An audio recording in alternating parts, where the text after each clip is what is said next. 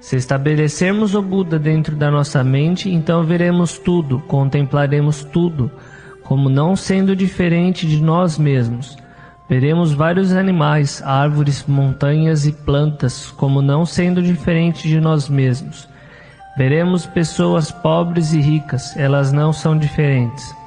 Elas possuem todas as mesmas características. Quem compreende isso estará satisfeito em qualquer lugar. Ele ouve os ensinamentos do Buda em todos os momentos. Se não compreendermos isso, então mesmo que gastemos todo o nosso tempo ouvindo os ensinamentos dos vários ajahns, ainda assim não compreenderemos o significado deles. O Buda disse que a iluminação do Dhamma é somente conhecer a natureza, a realidade que nos cerca, a natureza que está exatamente aqui. Se não entendermos essa natureza, experimentaremos decepções e alegrias. Estaremos perdidos em humores, fazendo surgir a tristeza e o remorso. Estar perdidos em objetos mentais é estar perdido na natureza. Quando nos perdemos na natureza, então não entendemos o Dhamma. O iluminado apenas apontou essa natureza. Tendo surgido, todas as coisas mudam e morrem. As coisas que fazemos, tal como pratos, tigelas e vasilhas, todas possuem a mesma característica. Uma tigela é moldada devido a uma causa, o impulso do homem em criar, e na medida em que a usamos, ela fica velha, se quebra e desaparece. Árvores, montanhas e plantas são o mesmo, até os animais e pessoas. Quando Anand Kondanand, o primeiro discípulo, ouviu o ensinamento do Buda pela primeira vez, a compreensão que ele alcançou não foi algo complicado. Ele simplesmente viu que tudo aquilo que nasce está sujeito à mudança e ao envelhecimento como uma condição natural, e no final das contas terá que morrer. Anand Kondanand nunca havia pensado nisso antes, ou se havia, não estava completamente claro. Dessa forma, ele não havia ainda se soltado, ele ainda estava agarrado aos khandhas. Estando sentado com atenção plena, ouvindo o discurso do Buda, a qualidade do Buda surgiu nele.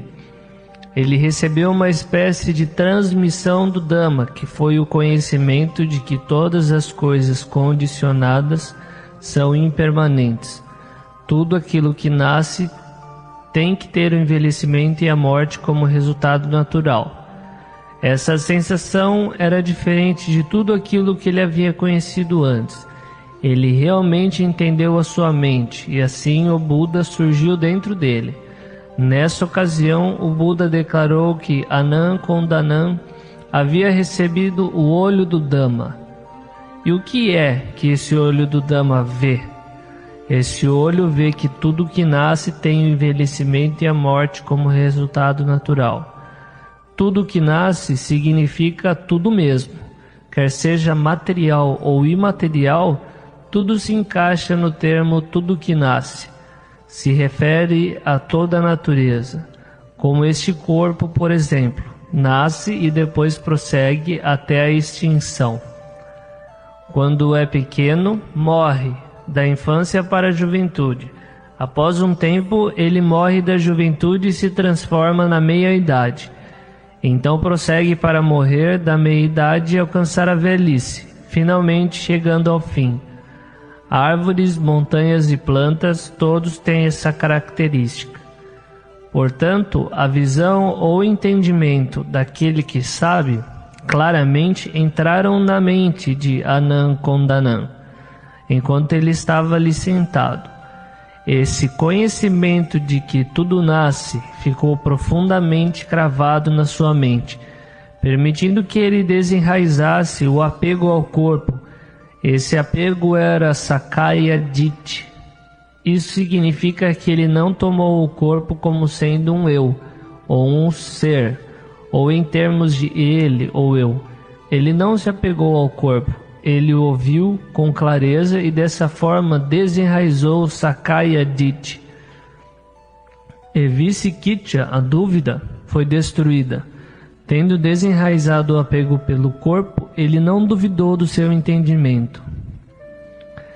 Silabhata Paramasa também foi desenraizado. A sua prática se tornou firme e segura. Mesmo se o seu corpo estivesse com dores ou febre, ele não se agarraria a ele, ele não teria dúvida. Ele não teria dúvida porque havia desenraizado o apego. Esse agarrar-se ao corpo é chamado de Silabhata Paramasa. Quando alguém desenraiza essa ideia de que o corpo é o eu, o agarramento e a dúvida terminam. Se essa ideia do corpo como eu apenas surgir na mente, então o agarramento e a dúvida têm início exatamente ali. Portanto, enquanto o Buda explicava o Dhamma, Anand abriu o olho do Dhamma. Esse olho é exatamente aquele que vê com clareza. Ele vê as coisas de uma maneira diferente. Ele vê a natureza. Ao ver a natureza com clareza, o apego é desenraizado. E aquele que sabe, nasce. Antes ele sabia, mas ainda tinha apego. Você poderia dizer que ele conhecia o Dhamma, mas que ainda não o havia visto. Ou que ele havia visto o Dhamma, mas que ainda não estava integrado com ele. No momento em que o Buda disse, quando Anand sabe, o que ele sabia? Ele sabia apenas sobre a natureza. Usualmente nos perdemos na natureza, tal como com este corpo. Terra, água, fogo e ar se juntam para construir esse corpo. É um aspecto da natureza, um objeto material que podemos ver com o olho. Ele existe na dependência da comida, cresce e muda até que finalmente chega à extinção. Vindo para o interior, aquilo que vigia o corpo é a consciência, apenas aquela que sabe, uma consciência única. Se vem através do ouvido, ela é chamada ouvir. Se através do nariz, é chamada cheirar. Se através da língua, saborear. Se através do corpo, tocar. E através da mente, pensar. Essa consciência é uma só. Mas quando ela atua em diferentes lugares, lhe damos nomes distintos. Através do olho damos um nome, através do ouvido outro, mas quer atue no olho, nariz, língua, corpo ou mente, é somente uma consciência. De acordo com as escrituras, elas são chamadas de as 6 consciências, mas na realidade existe uma só, que surge nessas 6 bases diferentes. Existem essas 6 portas, mas uma única consciência, que é exatamente a mente. A mente é capaz de entender a verdade da natureza. Se a mente ainda tiver obstruções, então dizemos que ela sabe através da ignorância. Ela entende incorretamente e vê incorretamente. Entender incorretamente e ver incorretamente, ou entender e ver corretamente, é apenas uma única consciência. Falamos em entendimento incorreto e entendimento correto, mas é uma coisa só. Correto e incorreto surgem desse único lugar. Quando existe o conhecimento e o entendimento incorreto, dizemos que a ignorância oculta a verdade. Quando existe o conhecimento incorreto, existe o entendimento incorreto, pensamento incorreto, ação incorreta, modo de vida incorreto, tudo está incorreto. E por outro lado, o caminho da prática correta nasce nesse mesmo lugar. Quando o correto existe, então o incorreto desaparece. O Buda praticou suportando muitas dificuldades e torturando-se com o jejum e assim por diante, mas ele investigou a sua mente profundamente, até que finalmente ele desenraizou a ignorância. Todos os Budas possuem a mente iluminada, porque o corpo nada sabe. Você pode alimentá-lo ou não, não faz diferença, ele pode morrer a qualquer momento. Todos os Budas praticavam com a mente, eles tinham a mente iluminada. O Buda, tendo contemplado a sua mente, abandonou os extremos da prática, entregar-se ao prazer e entregar-se à dor. E no seu primeiro discurso, expôs o caminho do meio entre esses dois. Mas nós ouvimos o seu ensinamento e ele fere os nossos desejos. Nós estamos encantados com o prazer e o conforto, encantados com a felicidade. Pensamos que estamos bem, estamos excelentes. Isso é entregar-se ao prazer. Não é o caminho correto. Descontentamento, desprazer, antipatia e raiva, isso é entregar-se à dor. Esses são os extremos que alguém que está no caminho da prática deve evitar. Esses caminhos são simplesmente a felicidade e a infelicidade que surgem. Aquela que está no caminho é esta mente, aquela que sabe. Se um humor bom surge, nos agarramos a ele como bom. Isso é entregar-se ao prazer. Se um humor desagradável surge, nos agarramos a ele através do desprazer. Isso é entregar-se à dor. Esses são os caminhos incorretos. Eles não são o caminho de um meditador. Eles são os caminhos de um mundano, aquele que busca a diversão e a felicidade e que evita o desagrado e o sofrimento. O sábio conhece os caminhos incorretos, mas ele os abandona. Ele desiste deles. Ele não é afetado pelo prazer nem pelo desprazer, felicidade e infelicidade.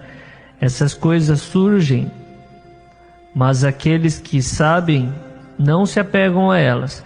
Eles se soltam delas e deixam nascer de acordo com a natureza delas. Esse é o entendimento correto. Quando alguém entende isso completamente, então existe a libertação. A felicidade e a infelicidade não têm qualquer significado para um iluminado.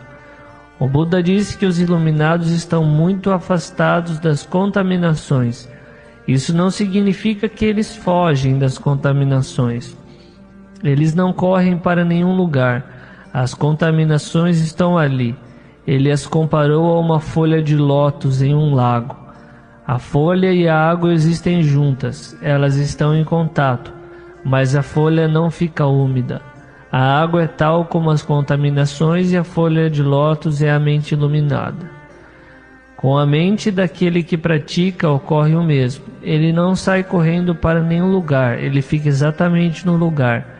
O bem e o mal, a felicidade e a infelicidade, o correto e o incorreto surgem e ele conhece a todos. O meditador simplesmente os conhece. Eles não entram na sua mente, isto é, ele não possui apego. Ele é simplesmente aquele que experiencia. Dizer que ele simplesmente experiencia é utilizar a nossa linguagem comum.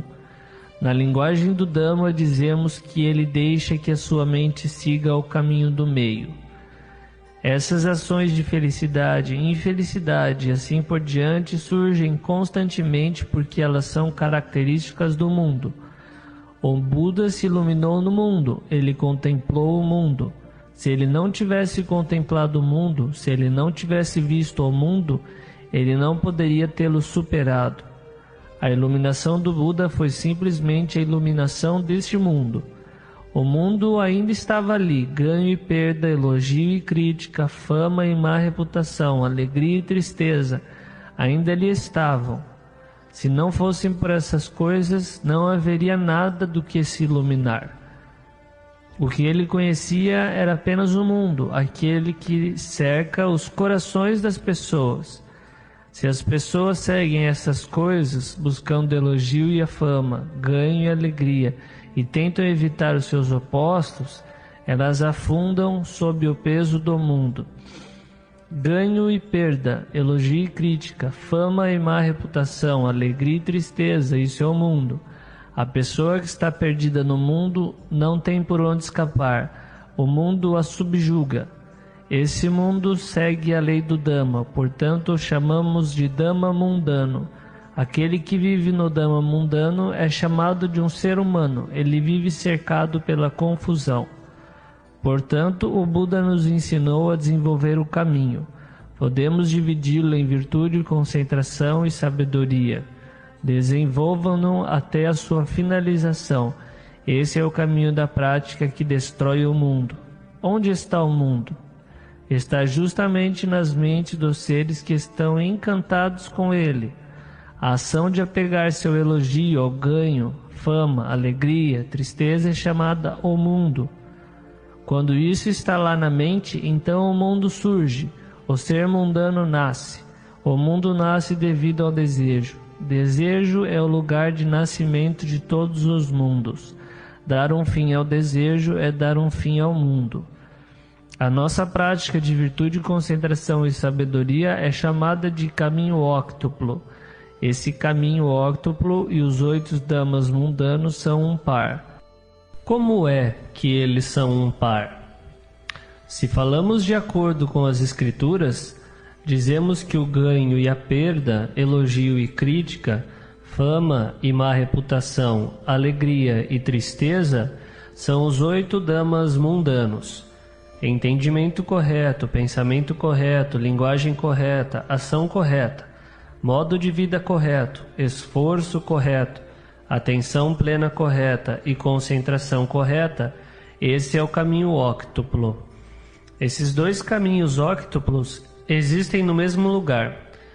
Os 8 damas mundanos estão exatamente aqui nesta mente, com aquele que sabe, mas aquele que sabe tem obstruções, e dessa forma sabe de forma incorreta, e assim se torna o mundo. É exatamente este aquele que sabe, nenhum outro. A qualidade do Buda ainda não surgiu nessa mente, ela ainda não se retirou do mundo. Uma mente assim é o mundo. Quando praticamos o caminho, quando treinamos nosso corpo e linguagem, tudo ocorre nessa mesma mente. É o mesmo lugar, portanto, eles vêm um ao outro. Se praticarmos com essa nossa mente, encontraremos esse apego ao elogio, fama, ganho e alegria. Vemos o apego ao mundo. O Buda disse: vocês devem conhecer o mundo. Ele fascina como uma carruagem real. Os tolos se hipnotizam, mas os sábios não se deixam enganar. Não que ele quisesse que fôssemos mundo afora olhando para tudo, estudando tudo a seu respeito. Ele simplesmente queria que observássemos esta mente que está apegada ao mundo. Quando o Buda disse para olharmos para o mundo, ele não queria que ficássemos presos nele. Ele queria que nós o investigássemos, porque o mundo nasce exatamente nesta mente. Sentado à sombra de uma árvore, você pode olhar para o mundo. Quando existe desejo, o mundo passa a existir exatamente ali. No querer é onde o mundo nasce. Extinguir o querer é extinguir o mundo. Quando sentamos em meditação, nós queremos que a mente fique tranquila, mas ela não fica. Por que acontece isso? Nós não queremos pensar e, no entanto, pensamos. Tal como uma pessoa que se senta sobre um formigueiro. As formigas o picarão o tempo todo. Quando a mente é o mundo, então mesmo sentados quietos com os nossos olhos cerrados, tudo o que vemos é o mundo. Prazer, tristeza, ansiedade, confusão, tudo surge. Por que isso? É porque nós ainda não realizamos o Dhamma. Se a mente é assim, o meditador não consegue tolerar os Dhammas mundanos. Ele não os investiga. É como se ele estivesse sentado sobre um formigueiro. As formigas irão mordê-lo porque ele está na casa delas. Portanto, o que ele deve fazer? Ele deve procurar algum veneno ou usar o fogo para expulsá-las. Mas a maioria dos praticantes do Dhamma não vê dessa forma. Se eles se sentem satisfeitos, eles simplesmente seguem essa satisfação. Sentindo-se insatisfeitos, eles seguem isso. Ao seguir os Dhammas mundanos, a mente se torna o mundo. Às vezes podemos pensar: eu não consigo fazer isso, está além da minha capacidade. Então, nós nem mesmo tentamos. Isso porque a mente está cheia de contaminações. Os Dhammas mundanos não permitem que o caminho surja. Não conseguimos continuar o desenvolvimento da virtude, concentração e sabedoria. Tal como uma pessoa sentada sobre o formigueiro. Ela não pode fazer nada. As formigas a estão mordendo e tomando todo o seu corpo. Ela está imersa na confusão e agitação. Ela não consegue eliminar o perigo do lugar em que está sentada. Assim ela simplesmente se deixa ficar ali sentada, sofrendo. Assim é a nossa prática. Os Dhammas mundanos existem nas mentes dos seres mundanos. Quando esses seres desejam encontrar a paz, os Dhammas mundanos surgem. Quando a mente é ignorante, existe somente a escuridão. Quando o conhecimento surge, a mente é iluminada, porque a ignorância e o conhecimento surgem no mesmo lugar. Quando a ignorância surge, o conhecimento não consegue entrar, porque a mente aceitou a ignorância. Quando o conhecimento surge, a ignorância não pode permanecer. Deste modo, o Buda exortou os seus discípulos a praticarem com a mente, porque o mundo nasce nesta mente. Os 8 Dhammas mundanos estão ali. O caminho óctuplo, isto é, a investigação através da meditação, da tranquilidade e insight, o nosso esforço dedicado e a sabedoria que desenvolvemos, todas essas coisas afrouxam o agarramento ao mundo. Cobiça, raiva e delusão se tornam mais leves, e sendo mais leves, nós os conhecemos como tal. Se experimentarmos a fama, o ganho, elogio, alegria ou tristeza, estaremos conscientes disso. Nós precisamos conhecer essas coisas antes que possamos transcender o mundo, porque o mundo está dentro de nós. Quando nos livramos dessas coisas, é o mesmo que sair de uma casa. Quando entramos em uma casa, que tipo de sensações temos? Sentimos que atravessamos a porta e entramos na casa. Quando saímos da casa, sentimos que a deixamos e que estamos na clara luz do dia. Não está mais escuro como estava lá dentro. A ação da mente ao entrar nos Dhammas mundanos é a mesma que entrar na casa. A mente que destruiu os Dhammas mundanos é igual àquela que saiu da casa. Portanto, o praticante do Dhamma deve se tornar alguém que testemunha o Dhamma por si mesmo. Ele sabe por si mesmo se os Dhammas mundanos foram embora ou não, se o caminho foi desenvolvido ou não. Quando o caminho foi bem desenvolvido, ele purifica os Dhammas mundanos. Ele se torna cada vez mais forte. O entendimento correto cresce, enquanto que o entendimento incorreto diminui, até que finalmente o caminho destrói todas as impurezas. Ou isso, ou as impurezas destruirão o caminho. Entendimento correto e entendimento incorreto, ou sabedoria e ignorância. Só existem esses 2 caminhos. O entendimento incorreto também possui os seus truques. Vocês sabem, ele possui sabedoria, mas é uma sabedoria que está equivocada. O meditador que começa a desenvolver o caminho experimenta uma separação. No final, é como se ele fosse 2 pessoas, uma no mundo e a outra no caminho. Elas se dividem, elas se separam. Sempre que ele estiver investigando, haverá essa separação, e ela continua até que a mente atinja o insight, ou vipassana, ou talvez seja vipassana, tentando estabelecer resultados benéficos através da nossa prática.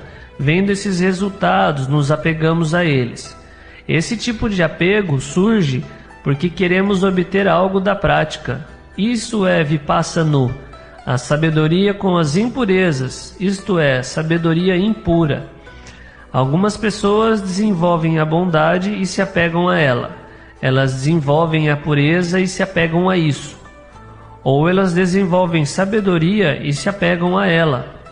A ação de se apegar a essa bondade ou conhecimento é vipassana, infiltrando-se na nossa prática.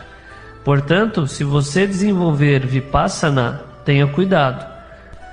Fique atento com relação a vipassana, porque elas são tão parecidas que às vezes você não consegue diferenciá-las, mas com o entendimento correto podemos vê-las com clareza. Se for vipassana, o sofrimento irá surgir ocasionalmente. Se for realmente vipassana, não há sofrimento, há paz. Ambas a felicidade e a infelicidade são silenciadas. Isso você poderá ver por si mesmo. Essa prática requer resistência. Algumas pessoas, quando praticam, não querem ser perturbadas por nada. Elas não querem fricção, mas a fricção é a mesma de antes. Precisamos tentar encontrar um fim para a fricção através da própria fricção. Portanto, se existe fricção na sua prática, então está tudo bem. Se não existe fricção, não está bem. Você come e dorme quanto quiser. Sempre que você quer ir a algum lugar ou dizer algo, você simplesmente segue os seus desejos. O ensinamento do Buda o irrita. O supramundano vai contra o mundano. O entendimento correto se opõe ao entendimento incorreto. A pureza se opõe à impureza. O ensinamento irrita os nossos desejos.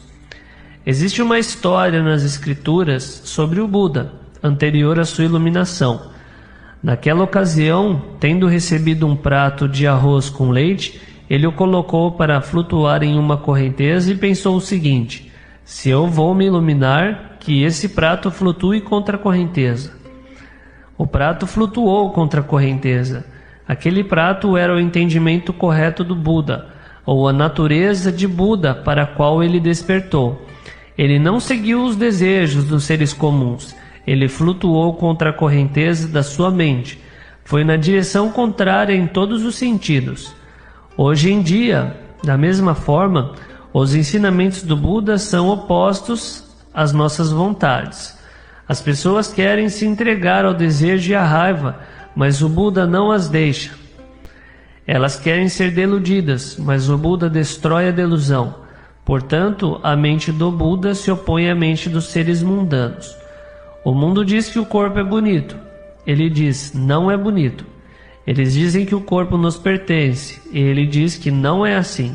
Eles dizem que o corpo é sólido. Ele diz que não é assim. O entendimento correto está acima do mundo.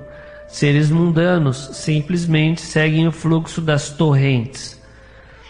Continuando com a história, quando o Buda se levantou de onde estava, ele recebeu 8 punhados de capim de um Brahmane. O significado verdadeiro disso é que os 8 punhados de capim eram os 8 damas mundanos: ganho e perda, elogio e crítica, fama e má reputação, alegria e tristeza. O Buda, ao receber o capim, decidiu se sentar sobre ele e entrar em Samadhi. A ação de sentar-se sobre o capim foi em si Samadhi. Isto é, a sua mente estava acima dos damas mundanos, subjugando o mundo até que ele compreendesse o transcendente. Os damas mundanos se converteram em lixo. Eles perderam todo o significado. Ele estava sentado sobre o capim, mas este não obstruiu a sua mente de nenhuma forma. Os vários maras vieram na tentativa de submetê-lo, mas ele simplesmente ficou ali sentado em Samadhi, subjugando o mundo, até que finalmente ele se iluminou no Dhamma e derrotou Mara completamente. Isto é, ele derrotou o mundo. Portanto, a prática de desenvolvimento do caminho é aquela que anula as contaminações. As pessoas nos dias de hoje possuem pouca fé. Tendo praticado por 1 ou 2 anos, elas querem chegar ao objetivo e elas querem avançar rápido. Elas não consideram que o Buda, o nosso mestre, havia deixado a sua casa faziam 6 anos quando alcançou a iluminação. É por isso que temos a libertação da dependência. De acordo com as escrituras, um monge precisa ter pelo menos 5 retiros de chuvas para que ele seja considerado capaz de viver por sua própria conta. Após esse período, ele terá estudado e praticado o suficiente. Ele possuirá conhecimento adequado, ele possuirá fé e a sua conduta será boa. Alguém que tenha praticado por 5 anos, eu digo que ele é competente. Mas ele precisa realmente praticar, não somente andar com os mantos durante 5 anos. Ele precisa realmente cuidar da prática, realmente fazê-la. Até que você complete os 5 retiros das chuvas, você se pergunta: o que é essa libertação da dependência da qual o Buda falou? Você realmente precisa praticar por 5 anos para então conhecer por você mesmo as qualidades às quais ele se referiu. Depois desse tempo, você será competente em relação à mente, alguém que tem certeza. No mínimo, após 5 estações das chuvas, a pessoa deve estar no primeiro nível da iluminação. Não somente 5 estações das chuvas com o corpo, mas 5 estações das chuvas com a mente também. Esse monge teme a crítica e tem a noção da vergonha e da modéstia. Ele não ousa agir de maneira incorreta, quer seja na frente das pessoas ou escondido delas, quer seja à luz do dia ou no escuro. Por que não? Porque ele realizou o Buda, aquele que sabe. Ele toma refúgio no Buda, no Dhamma e na Sangha. Para ter verdadeira confiança no Buda, no Dhamma e na Sangha, precisamos ver o Buda. Qual o benefício de tomar o refúgio sem conhecer o Buda? Se ainda não conhecemos o Buda, o Dhamma e a Sangha, tomar refúgio neles se torna um ato com o corpo e com a fala somente. A mente ainda não os compreendeu. Uma vez que a mente os tenha compreendido, saberemos como o Buda, o Dhamma e a Sangha são. Então poderemos realmente tomar refúgio neles. Porque essas coisas surgem na nossa mente. Em qualquer lugar, teremos o Buda, o Dhamma e a Sangha conosco. Quem é assim não ousa cometer atos ruins. É por isso que dizemos que aquele que alcançou o primeiro estágio da iluminação não irá mais renascer nos estados miseráveis. A sua mente tem certeza, ele entrou na correnteza, ele não tem dúvida. Se ele não realizar a iluminação agora, certamente assim o fará em algum momento no futuro. Ele pode fazer algo incorreto, mas não o bastante para enviá-lo ao inferno. Isto é, ele não regride para a prática de ações prejudiciais com o corpo e com a linguagem. Ele é incapaz disso. Dessa forma, dizemos que essa pessoa alcançou o nascimento nobre. Ela não será capaz de retornar. Isso é algo que vocês deveriam ver e conhecer por si mesmos nessa mesma vida. Nos dias de hoje, aqueles que ainda têm dúvidas acerca da prática ouvem essas coisas e dizem: "Ah, como poderei fazer isso?" Às vezes nos sentimos felizes, às vezes preocupados, satisfeitos ou insatisfeitos. Por que razão? Porque não conhecemos o Dhamma. Qual Dhamma? Justamente o Dhamma da natureza, a realidade que nos cerca, o corpo e a mente. O Buda disse: "Não se apeguem aos 5 khandhas, soltem-se deles, abandonem esses 5 khandhas." Por que não conseguimos soltá-los? Somente porque não os vemos ou conhecemos de forma completa. Nós os vemos como sendo nós mesmos. Nós nos vemos nos khandhas. Felicidade e sofrimento, nós vemos a nós mesmos. Nós nos vemos na felicidade e no sofrimento. Nós não conseguimos nos separar deles. Quando não conseguimos nos separar deles, significa que não conseguimos ver o Dhamma, não conseguimos ver a natureza. Felicidade, infelicidade, alegria e tristeza, nenhum deles é o eu, mas nós assumimos que sim. Essas coisas entram em contato conosco e nós vemos um pedaço de Atta, ou eu. Onde existe o eu, você encontra felicidade, infelicidade e tudo mais. Dessa forma, o Buda disse para destruir esse pedaço de eu, isto é, destruir Sakaya Ditti, ou o primeiro grilhão. Quando o Atta, ou eu, é destruído, Anatta, que é o não eu, naturalmente surge. Nós assumimos que a natureza somos nós e que nós somos a natureza. Portanto, não conhecemos a natureza de forma completa. Se ela é boa, nós rimos com ela. Se é ruim, nós choramos por ela. Mas a natureza é simplesmente sankaras. Como dizemos no cântico: Tesam vupasamo sukho. Pacificar os sankaras é a verdadeira felicidade. Como nós os pacificamos? Simplesmente removemos o apego e vemos como eles realmente são. Portanto, existe verdade neste mundo. Árvores, montanhas e plantas, todas vivem de acordo com a sua verdade. Elas nascem e morrem de acordo com a sua natureza. Somente nós, as pessoas, é que não somos verdadeiros. Nós vemos isso, mas criamos uma grande confusão em torno disso. A natureza é impassível, ela simplesmente é como é. Nós rimos, nós choramos, nós matamos, mas a natureza permanece verdadeira. Ela é a verdade. Não importa quão felizes ou tristes estejamos, este corpo simplesmente segue a sua própria natureza. Ele nasce, cresce e envelhece, mudando e envelhecendo todo o tempo. Ele segue a natureza dessa forma. Todo aquele que considera que o corpo é o seu eu e o carrega consigo para todos os lugares, irá sofrer. Portanto, Anyan Kondayan reconheceu esse tudo que nasce em tudo, quer seja material ou imaterial. A sua visão do mundo mudou. Ele viu a verdade.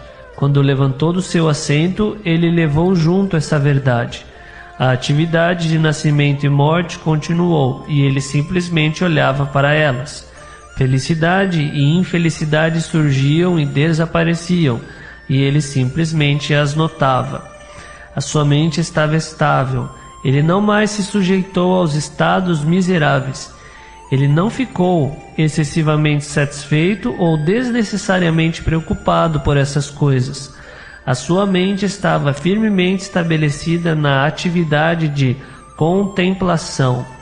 Ali, Anyan Kondayan recebeu o olho do Dhamma. Ele viu a natureza, que nós chamamos de sankaras, de acordo com a verdade. A sabedoria é aquilo que conhece a verdade dos sankaras. Essa é a mente que sabe e que vê o Dhamma, que capitulou. Até que tenhamos visto o Dhamma, necessitamos ter paciência e moderação. Precisamos ter resistência, nós precisamos renunciar.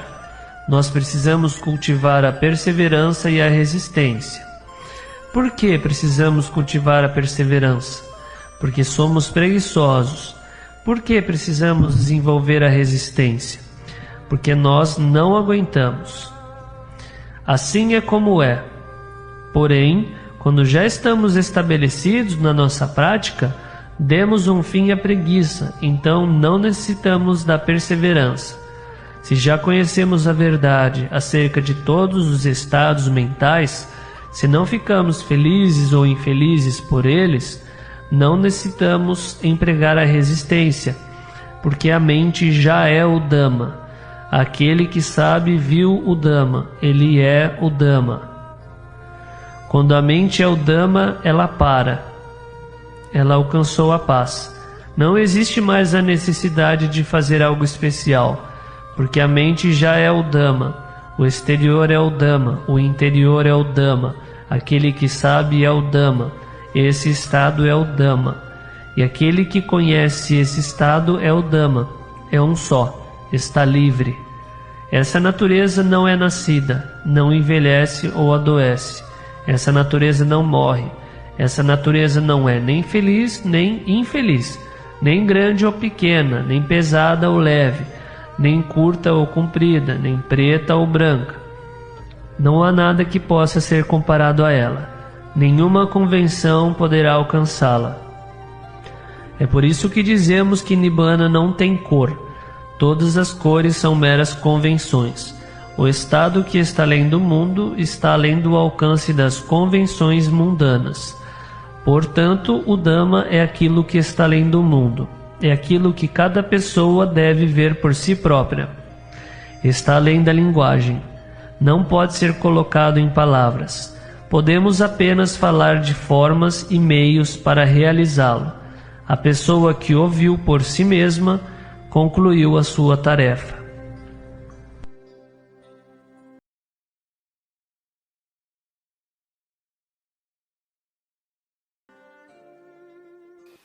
Inscreva-se no canal e compartilhe o vídeo com seus amigos ou com quem você acha que precisa ouvir essas palavras.